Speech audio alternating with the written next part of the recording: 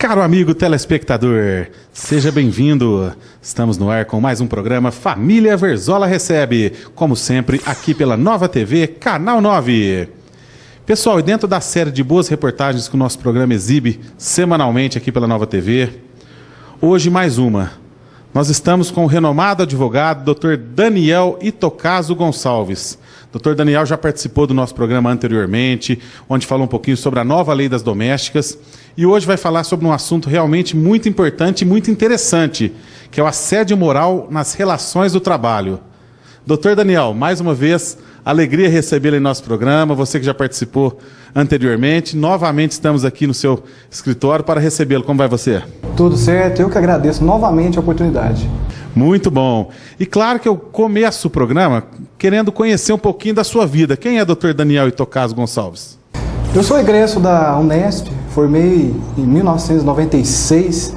Em 98 eu já comecei a advogar, então já faz um tempinho, né? Faz 15 anos de profissão. Eu procurei me especializar, fiz MBA em Ribeirão Preto pela FGV e mais recentemente eu fiz um mestrado em Direito Público pela UFO de Uberlândia. E desde então a gente, na trajetória do advogado, nós não podemos nunca deixar de atualizar, de estudar, de melhorar nossa qualidade profissional. Com certeza, o advogado tem que estar sempre estudando, sempre procurando ali seu constante aperfeiçoamento, já que a área das ciências jurídicas ela é bem ampla e tem que estar sempre se atualizando, né, doutor? Exatamente, é contínua, sempre há mudanças das leis, das decisões, dos juízes, dos tribunais. Então, sempre nós precisamos estar atualizados e atentos a qualquer mudança que tiver. Perfeitamente. Qual é a área do direito que você mais gosta de atuar? A que eu mais gosto é direito do trabalho. É a que eu mais milito, é a que eu mais tenho uma bagagem, uma certa bagagem nessa área do direito do trabalho, que me dá prazer. Inclusive, meu tema do mestrado foi relacionado a essa área. Perfeito, que bacana. E hoje nós vamos falar de um assunto realmente muito legal, que é o assédio moral nas relações do trabalho. Primeiramente, a gente vai entrar no assunto, eu já gostaria que você me dissesse, doutor, o que é o assédio moral? É interessante, primeiramente, explicar que não há uma definição da lei, não existe uma lei federal que defina o que é assédio moral. Ainda não existe, existem projetos de lei em trâmite, os quais não foram aprovados ainda. Porém, nós podemos dizer, a definição pela doutrina, que o assédio moral é todo ato reiterado, contínuo, habitual, que expõe a humilhação a alguém, que constrange alguém, que justamente pela habitualidade vai minando aos poucos a saúde dessa pessoa, a tal ponto que atinge a própria autoestima da pessoa, que no caso, o trabalhador ou o chefe, nós vamos depois falar que não é só o trabalhador que sofre assédio, o chefe também pode sofrer o assédio, algo que muita gente não sabe, né? E o assédio moral é uma preocupação, na verdade, mundial. Eu acredito que seja recente, né? 1980, eu acredito que pela história, desde quando existe o trabalho, o assédio moral está junto. Mas somente agora na década de 80 que começou-se a divulgar os primeiros estudos e a preocupação com a saúde do trabalhador. Porque houve um incremento do número de suicídios, doenças profissionais. Aí a OIT, Organização Internacional do Trabalho, começou a pesquisar, a divulgar essa questão relacionada à saúde do trabalhador. Se tinha como causa realmente o ambiente do trabalho. A partir daí, no Brasil, a partir do ano 2000, na verdade, começou-se aqui, demorou um pouquinho, mas chegou no Brasil esse estudo sobre essa questão, se é realmente relacionado essas doenças ao trabalho ou não, como que está a forma de organização das empresas, porque nós sabemos, com o advento da globalização, houve uma alteração no modo de produção, na organização de cada empresa, de tal forma que começou-se a exigir maior produtividade, em menos tempo e em menos custo. E qual que é a consequência disso para o trabalhador que fica na jornada de 8, 10, 12 horas por dia? Muitas vezes ele passa uma grande parte do tempo, da vida, no trabalho, com essa situação, digamos, perversa de um ambiente de trabalho desfavorável. A partir daí, mesmo não tendo uma lei específica, né, uma lei federal que fale sobre o assunto, os juízes têm acatado essa questão, aceito e condenado, né, indenizações, quando alguém é vítima do assédio moral. Agora me diga, doutor Daniel, qual é a conduta que caracteriza o assédio moral? Então, a conduta é notadamente dolosa. A gente usa esse juridiquês, mas o dolo é a intenção. É a intenção de perseguir alguém, de ofender alguém. Vamos, para ficar mais claro, vamos imaginar a questão do bullying, que todo mundo sabe, já é bem divulgado, né? O bullying entre crianças, aquela tortura, perseguição, humilhação e muitas vezes chegando à vias de fato. Da mesma forma, é como se fosse, na verdade o termo em inglês do assédio moral é mobbing, né? O bullying é para crianças, o mobbing é o termo do assédio moral, que é justamente esse ato doloso. Mas aí tem um exemplo clássico que eu sempre falo, é o seguinte: algumas empresas têm aquela prática de fazer a revista íntima. O que é revista íntima? No final do expediente, o funcionário ou os funcionários passam por uma revista pessoal na saída para a empresa averiguar se houve furto ou não de algumas mercadorias, peças de roupa e tudo mais. Será que há assédio moral nesse caso? Houve o dolo do empregador ou está dentro do direito do empregador de fiscalizar?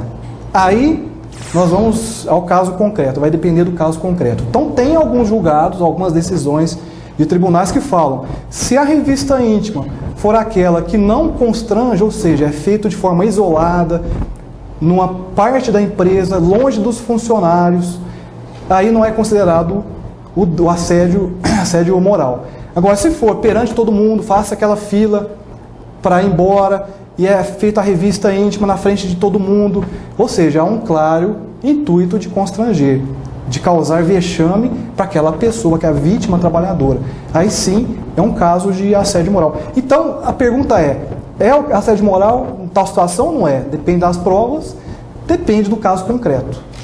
Este é o nosso convidado de hoje, Dr. Daniel Itocaso Gonçalves. Vamos agora ao nosso primeiro intervalo comercial e já voltamos.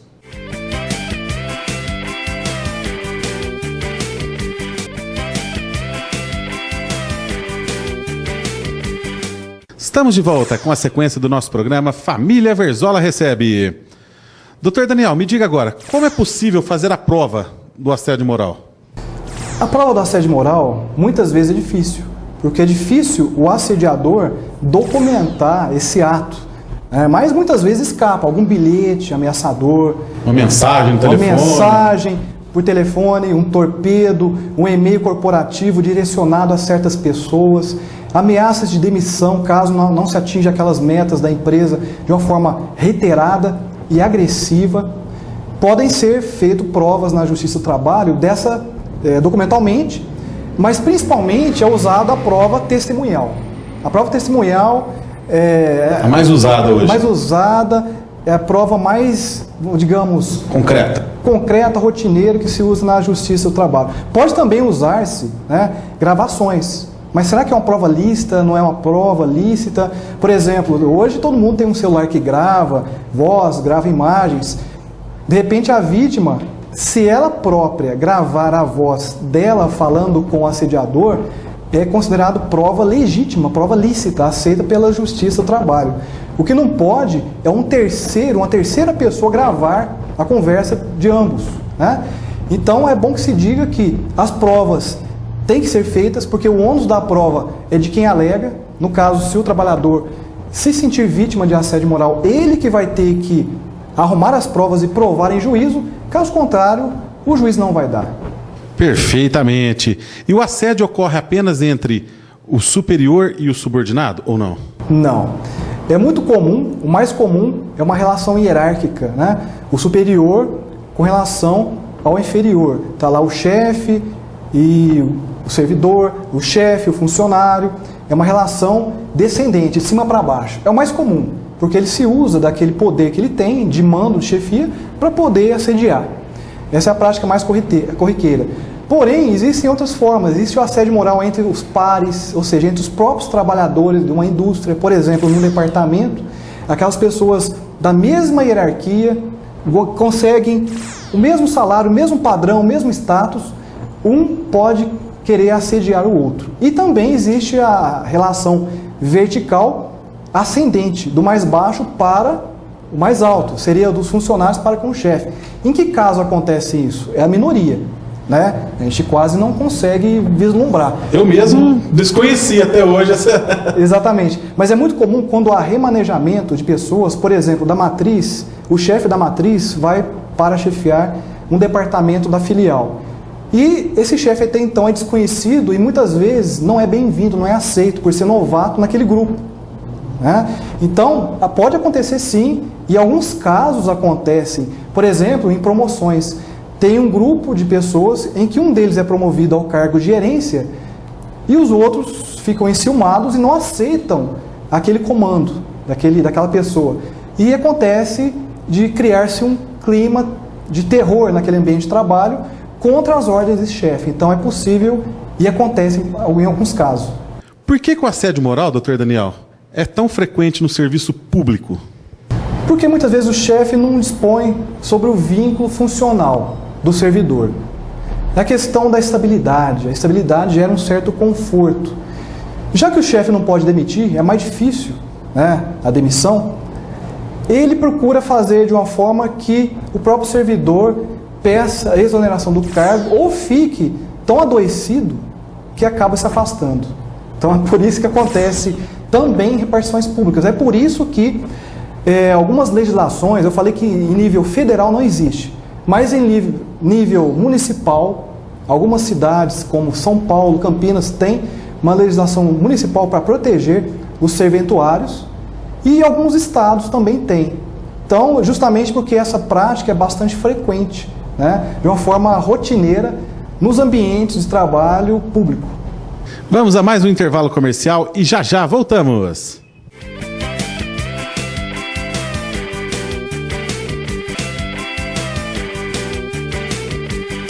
Estamos de volta com a sequência do nosso programa Família Verzola Recebe. Hoje recebendo o advogado Dr. Daniel Itocaso Gonçalves.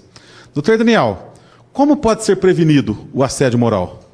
A prevenção do dano moral, do assédio moral, ela ocorre justamente quando o funcionário procura o setor de RH para dizer sobre a situação do seu ambiente, porque muitas vezes o empregador não está ciente do que está acontecendo naquele departamento. Então, seria interessante procurar o RH quando a empresa é idônea, claro, né? Porque muitas vezes o empregador é conivente, faz vistas grossas, mas vamos imaginar uma empresa idônea, uma grande empresa que o código de ética é justamente coibir essas práticas degenerativas do ambiente. E para eliminar essa perversidade, é bom que haja uma comunicação do funcionário para o setor de RH.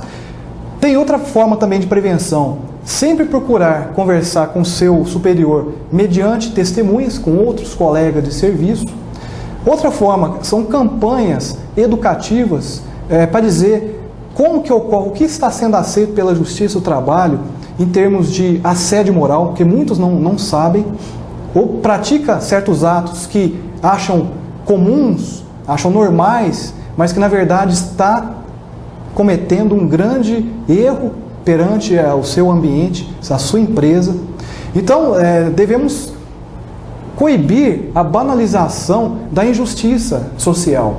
Achar que tudo é normal, que o assédio é comum porque as empresas são competitivas, que querem a produtividade, mas tudo tem um limite. Não pode ser um capitalismo selvagem. Tem que ter um certo respeito, uma certa ética, preconizado por muitas cartilhas de empresas, que a primeira coisa que deve fazer, justamente o empregado vai entrar, falar sobre a ética e fiscalizar. Aquele empregador que não fiscaliza sobre essa questão, essa conduta errada, vai sofrer as consequências depois no bolso, vai ter que pagar indenizações. Então essas formas preventivas são importantes, mas também, por outro lado, não se pode também ser conivente com a vulgarização do assédio moral, não achar que tudo é motivo de assédio moral. Muito bom. Agora há pouco a gente estava conversando aqui em off, antes do programa começar, você estava me dizendo que é importante diferenciar o assédio moral do assédio sexual, não é mesmo? Qual é a diferença, doutor, do assédio moral para o assédio sexual? O assédio sexual, muitas pessoas confundem mesmo, o assédio sexual já é regulamentado por lei. Existe um tipo penal, existe uma lei que prevê no Código Penal né? Um artigo que prevê no Código Penal essa questão do crime de assédio sexual, que é aquela prática que sempre é feita do superior hierárquico para o seu subordinado. Então, só existe na linha descendente, do superior para o subordinado. E aquela prática que prevê o favorecimento sexual. Então, é diferente. No assédio moral, o objetivo é o quê? A produtividade. Outro objetivo é a previsão de que aquele funcionário possa pedir demissão e gerar um custo menor para o empregador, porque a gente sabe que quando a pessoa pede demissão, o custo da empresa é bem menor do que aquela dispensa sem justa causa. Mas no assédio sexual é diferente, não tem esses objetivos. O objetivo é justamente o favorecimento sexual.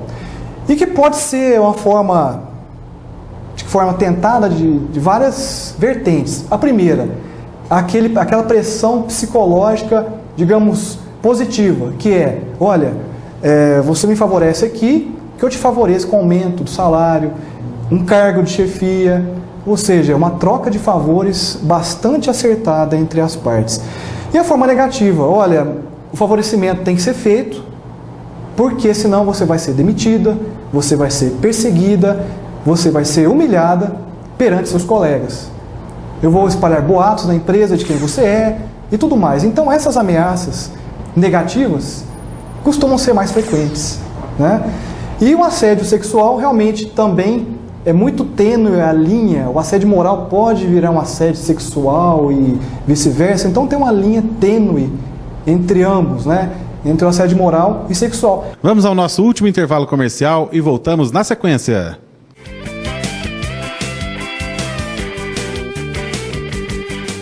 Estamos de volta com o nosso último bloco do programa Família Verzola Recebe de hoje. Dr. Daniel, você já me disse agora no começo da nossa reportagem que o assédio moral pode gerar indenização. Agora eu gostaria que você nos dissesse quais os valores indenizatórios que são arbitrados pelo judiciário. Certo. Essa indenização, antigamente pensava-se em indenizações milionárias, mas isso hoje em dia não está valendo, não está sendo arbitrado na Justiça do Trabalho. Por quê? Para coibir a indústria do dano moral. Porque tem muita gente que acha e pensa que a Justiça pode ser conivente com enriquecimento sem causa, e não é. Então a pessoa entra com a ação, pleiteando uma indenização para assédio moral, achando que vai ficar milionário, como se fosse jogar, né, na Mega Sena, e não é bem assim. Na verdade, as indenizações vão variar muito de acordo com o grau de culpa do empregador. Se o empregador era conivente ou não com o seu preposto, se o empregador não sabia, se o empregador empenhou-se em justamente diminuir ou acabar com o assédio moral, ou se não fez nada para fazer isso. Então, os valores indenizatórios vão variar de caso para caso. Eu já vi julgados com indenização de R$5.000, 10 mil, 15 mil, até 150 mil reais. Mais que isso, eu creio que já foge da razoabilidade para um assédio moral, né? Então essa indenização está sendo bastante pleiteada. Os empregadores têm que tomar muito cuidado com isso, porque pode doer no bolso. Correto. E doutor Daniel, me diga, há proteção legal para as vítimas? Sim. Uma das formas que os advogados têm encontrado para justamente amparar essas vítimas é justamente a rescisão indireta, que é a justa causa do empregador. Assim como existe a justa causa do empregado, aquele empregado desidioso, que falta ao serviço, que abandona o serviço, pode ser dispensado com justa causa, e existe a justa causa do empregador, quando ele infringe as normas do contrato de trabalho e da relação de emprego. Então, a prática do assédio moral é considerada uma falta grave do empregador, sujeita à rescisão indireta. Então, o reclamante ingressa na justiça, pleiteando a rescisão indireta por ofensa à sua honra, e normalmente provado, consegue-se essa reparabilidade, encerra-se o contrato de trabalho, ele vai ter todos os direitos como se fosse dispensado sem justa causa. Perfeitamente. Pois bem, pessoal, nosso programa de hoje chegou ao fim. Queremos agradecer mais uma vez ao Dr. Daniel Itocaso Gonçalves, que muito bem nos recebeu aqui no seu escritório e pôde nos contar um pouquinho sobre o assédio moral nas relações do trabalho. Dr. Daniel, mais uma vez eu gostaria de agradecer a sua participação em nosso programa de hoje e desejar cada vez mais sucesso. Eu que agradeço e até uma próxima oportunidade. Muito obrigado. Espero por você na próxima semana com mais um programa Família Verzola Recebe. Lembrando que você pode conferir o nosso programa também pela internet, www.familiaverzola.com.br. Até lá!